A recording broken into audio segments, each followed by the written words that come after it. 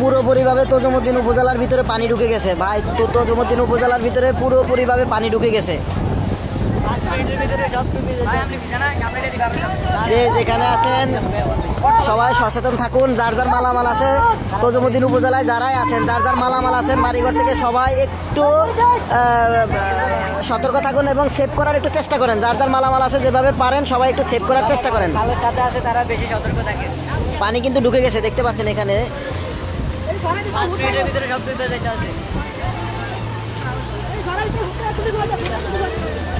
যারা এই টুরিস্ট গাইডের মানে খালের সাথে আছে তারা মানে সতর্ক থাকার জন্য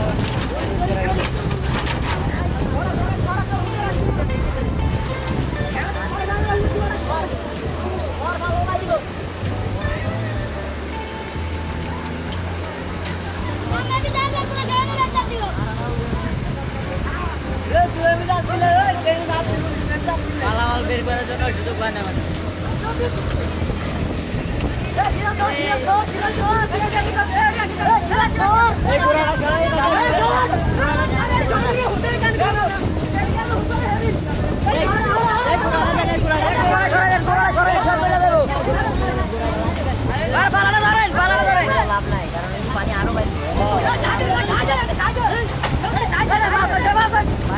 কি অবস্থা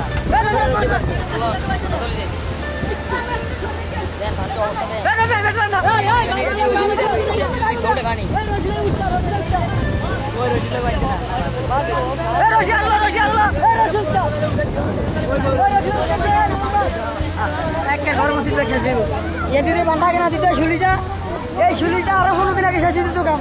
ওরা হলো সেতু করে শুলিতে কাম করে না।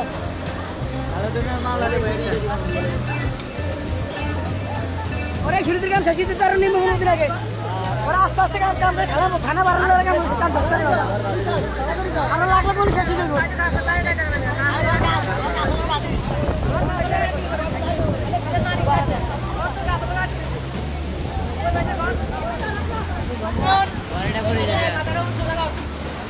এদিকে আমি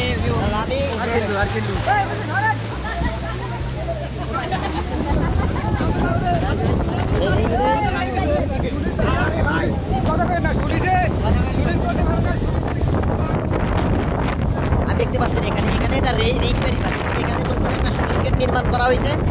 এটার কাজ করতে গিয়ে এবং অনেকের এলাকাবাসীর সবারই ক্ষোভ। এটা মূলত ওনারা একটা পরিবেশন করেছে, পরিবেশের কারণে কিন্তু কাজ করেছে এবং এদিক দিয়ে মূল বেরিবারটা কেটে এদিক দিয়ে রিং বেরিবার করা হয়েছে। এই রিং বেরিবারটা এই যে দেখতে পাচ্ছেন এখন ছুটে গেছে, ছুটে গিয়ে পুরো উপজেলার ভিতরে পানি ঢুকে গেছে। আল্লাহ সবাইকে হেফাজত করুক, সবাই দোয়া করবেন, বেশি বেশি দোয়া করবেন। দোয়া করা ছাড়া আসলে এই মুহূর্তে কিছুই করণীয় নেই। তো লাইভটা আমি এখানে শেষ করতেছি। সবাই আমাদের জন্য, আমাদের তজুমুদ্দিন উপজেলার জন্য দোয়া করবেন, ভোলাবাসীর জন্য দোয়া করবেন, যত উপকূলবাসী আছে সবার জন্য দোয়া করবেন। এদিকে যাওয়া যাবো।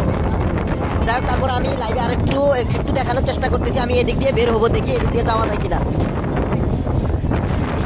অবস্থা খুবই ভয়াবহ। আমরা যারা তজুমুদ্দিন উপজেলাবাসী আছি অবস্থা আমাদের জন্য খুবই ভয়াবহ। সবাই দোয়া করবেন, দোয়া করা ছাড়া এই মুহূর্তে আর কিছু করা